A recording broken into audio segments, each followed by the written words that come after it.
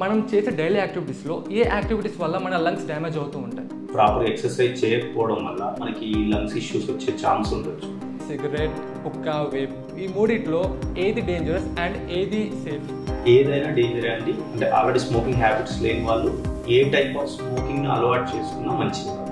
Already ఎవరైతే asthma patients ఉంటారో, COPD patients ఉంటారో వాళ్ళు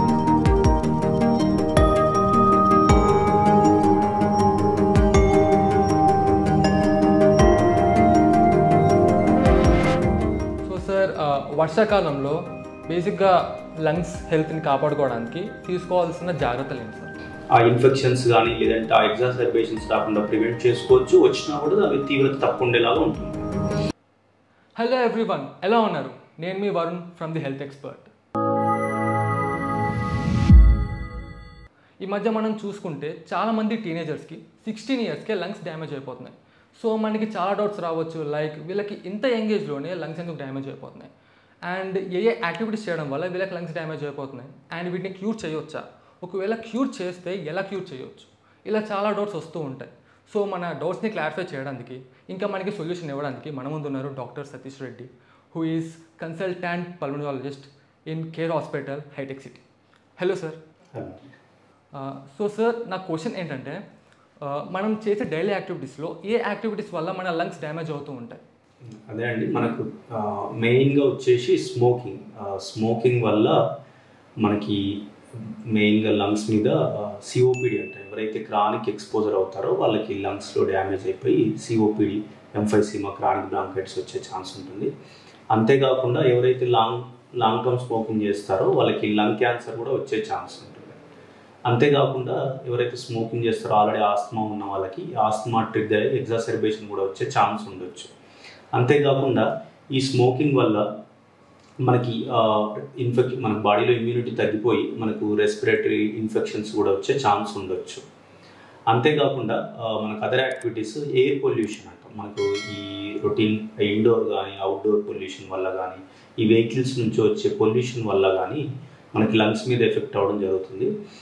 ఎవరైతే రెగ్యులర్గా క్రానిక్గా ఎక్స్పోజర్ అవుతారో వాళ్ళకి కూడా ఈ రెస్పిరేటరీ ఇన్ఫెక్షన్స్ రావడం కానీ, ఆస్తమా డెవలప్ అవ్వడం కానీ, లేదంటే ఆస్తమా ఎగ్జాసర్బేషన్ రావడం కానీ, లేదంటే లాంగ్ టర్మ్ ఎయిర్ పొల్యూషన్కి ఎక్స్పోజ్ అయినప్పుడు సిఓపిడి రావడం కానీ, లేదంటే లంగ్ క్యాన్సర్, ఆ పొల్యూషన్లో ఉండే కార్సినోజన్స్ కెమికల్స్ వల్ల లంగ్ క్యాన్సర్ కూడా వచ్చే ఛాన్స్ ఉండొచ్చు.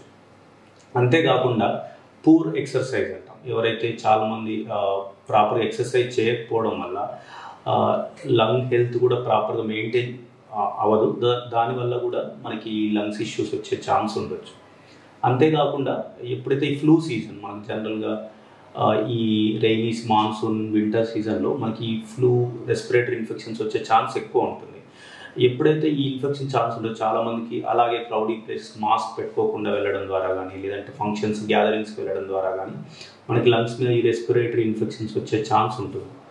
అంతేకాకుండా ఇంకా మన ఫ్యామిలీ మెంబర్స్ కానీ, లేదంటే మన వర్క్ చేసే ప్లేస్లో కానీ ఎవరికైతే ఈ రెస్పిరేటరీ ఇన్ఫెక్షన్స్ ఉంటే వాళ్ళకి దగ్గరగా ఉండడం కానీ, వాళ్ళకి ఎక్స్పోజ్ అవ్వడం కూడా మనకు లంగ్స్లో ఇన్ఫెక్షన్స్ వచ్చే ఛాన్స్ ఉండొచ్చు.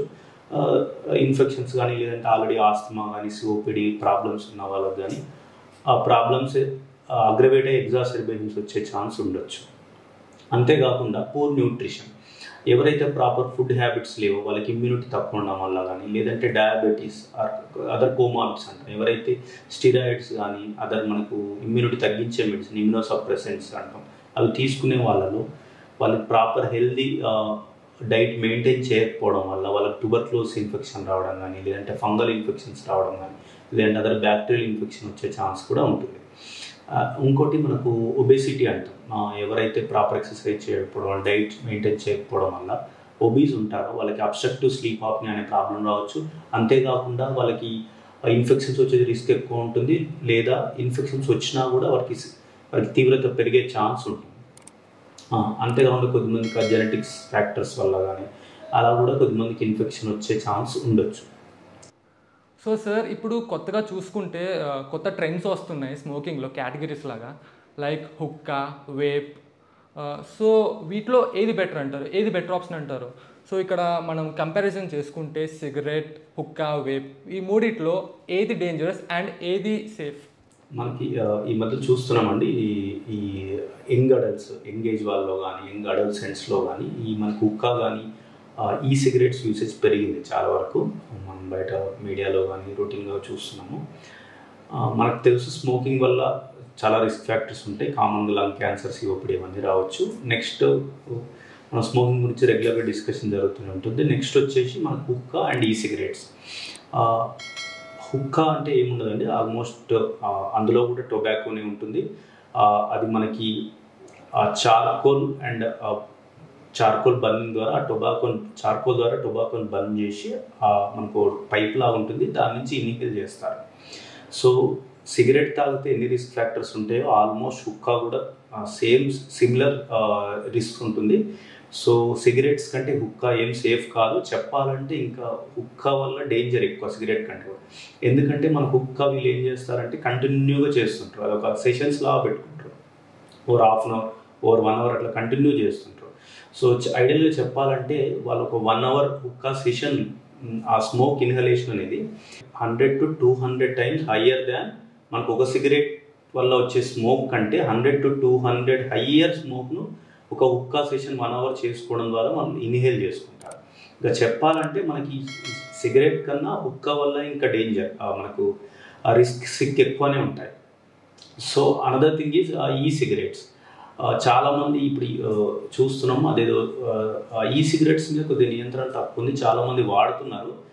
బట్ ఈ సిగరెట్స్ కూడా ఎవరైతే స్మోకింగ్ హ్యాబిట్స్ లేవో యంగ్ వాళ్ళు కానీ ఈ సిగరెట్స్ తాగడం వల్ల ఈ సిగరెట్స్లో టొబాకో ఉండకపోవచ్చు, బట్ నికోటిన్ ఉంటుంది. దానివల్ల నికోటిన్ డిపెండెన్స్ అవ్వడము, లేటర్ డిపెండెంట్ అవ్వడం వల్ల సిగరెట్స్ హ్యాబిట్ స్టార్ట్ అవ్వడం కానీ, లేదంటే ఈ సిగరెట్స్లో కూడా కొన్ని కార్సినోజెన్స్ ఉంటాయి, దానివల్ల కూడా క్యాన్సర్ వచ్చే ఛాన్స్ ఉండొచ్చు. ఇంకా ఫర్దర్ స్టడీస్ అవుతున్నాయి, బట్ స్టిల్ రిస్క్ ఉంది. అంతేకాకుండా ఈ సిగరెట్స్ ఈ సిగరెట్స్ అయిపోయినాక క్యాట్రిడ్జ్ మార్చి వేరే వాడడం ద్వారా కానీ, లేదంటే అందులో ఉండే రసాయనాల ద్వారా కానీ మనకి ఈ మధ్య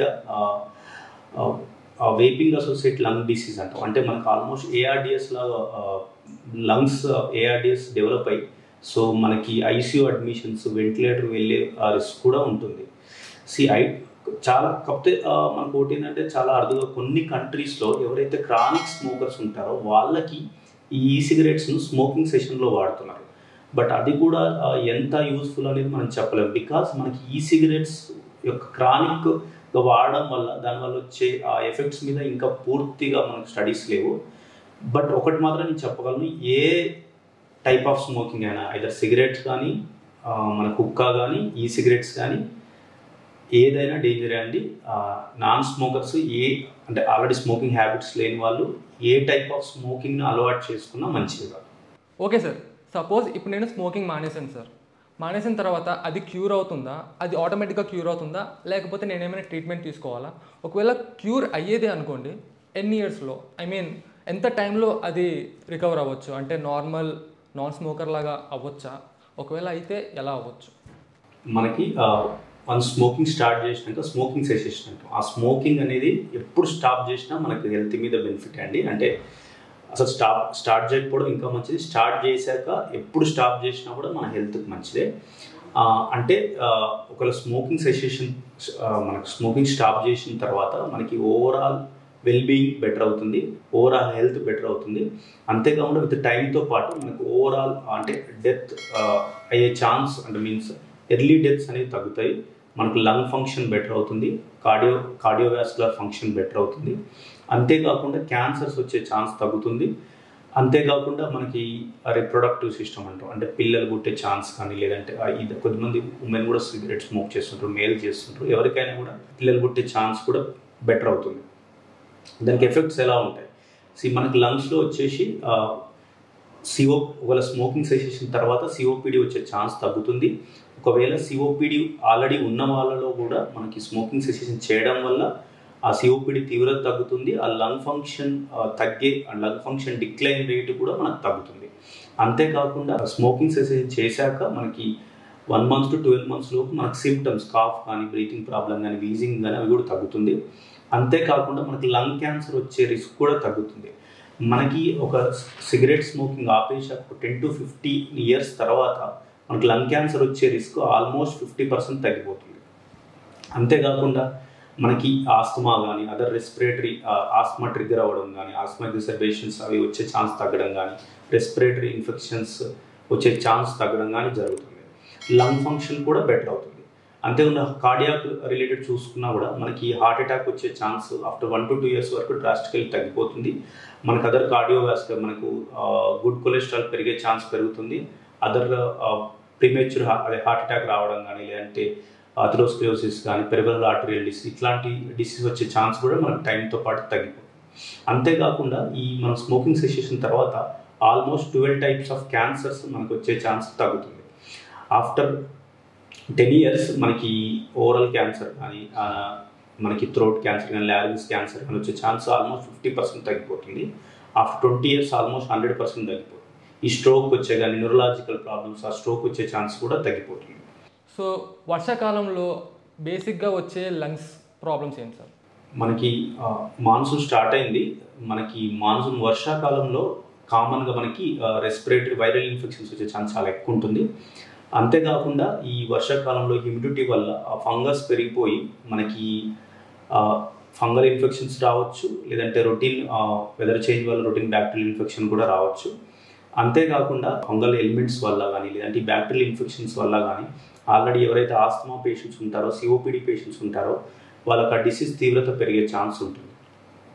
సో సార్ వర్షాకాలంలో బేసిక్గా లంగ్స్ హెల్త్ని కాపాడుకోవడానికి తీసుకోవాల్సిన జాగ్రత్తలు ఏంటి సార్? మనకి జాగ్రత్తలు వచ్చేసరికి మనకి హెల్దీ ఫుడ్ మనకు వేడిగా ఉన్న హెల్దీ ఫుడ్ తీసుకోవడం ద్వారా మనకు ఇన్ఫెక్షన్స్ రాకుండా ప్రివెంట్ చేసుకోవచ్చు. అంతేకాకుండా మనకి ఇంటి సరౌండింగ్స్ ఇండోర్ కానీ అవుట్డోర్ కానీ నీట్గా ఉంచుకోవడం ద్వారా మనకి ఆ డస్ట్ కానీ ఆ ఎక్స్పోజర్ కాకుండా, ఎందుకంటే వెదర్ హ్యూమిడిటీ వల్ల ఆ ఫంగస్ చేయడం ఆ ఇన్ఫెక్షన్ అయ్యే ఛాన్స్ పెరుగుతుంది. సో నీట్గా ఉంచుకోవడం ద్వారా మనకు ఆ ఇన్ఫెక్షన్స్ రాకుండా మనం ప్రివెంట్ చేసుకోవచ్చు. అంతేకాకుండా ఎప్పుడైతే వెదర్ చల్లగా ఉంటుందో వెరీ ఎర్లీ మార్నింగ్స్ కానీ లేట్ ఈవినింగ్స్ కానీ వెదర్ చల్లగా ఉన్నప్పుడు ఈ వాకింగ్ అవాయిడ్ చేయడం ద్వారా కూడా మనకి రెస్పిరేటరీ ఇన్ఫెక్షన్స్ రాకుండా ప్రివెంట్ చేసుకోవచ్చు.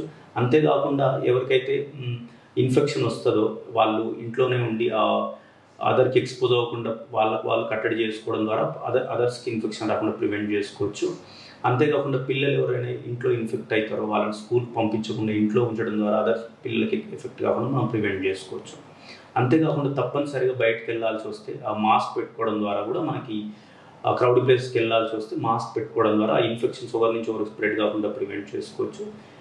Frequent hand washing healthy diet ద్వారా కూడా మనకి ఇన్ఫెక్షన్స్ రాకుండా ప్రివెంట్ చేసుకోవచ్చు. అంతేకాకుండా మనకి ఇయర్ వ్యాక్సినేషన్ ఉంటుంది. ఇయర్లీ ఫ్లూ వ్యాక్సిన్ ద్వారా కానీ లేదంటే న్యూమోకోకల్ వ్యాక్సిన్ ఆ షెడ్యూల్ ద్వారా వేసుకోవడం ద్వారా కూడా మనకి ఆ ఇన్ఫెక్షన్స్ కానీ లేదంటే ఆ ఎగ్జాసర్బేషన్స్ రాకుండా ప్రివెంట్ చేసుకోవచ్చు. వచ్చినా కూడా అవి తీవ్రత తక్కువ ఉండేలాగా ఉంటుంది. సో గాయ్స్ విన్నారు కదా మన డాక్టర్ సతీష్ రెడ్డి సార్ చెప్పింది. సో మీకు ఈ వీడియో ఇంట్రెస్టింగ్గా అనిపిస్తే please like, share and subscribe to our channel. This is Varun signing out from the health expert. ఈ వీడియో కనుక మీకు నచ్చినట్లయితే లైక్ చేసి షేర్ చేసి కామెంట్ చేయండి. మా ఛానల్ని సబ్స్క్రైబ్ చేయడం మాత్రం మర్చిపోకండి. Thanks for watching.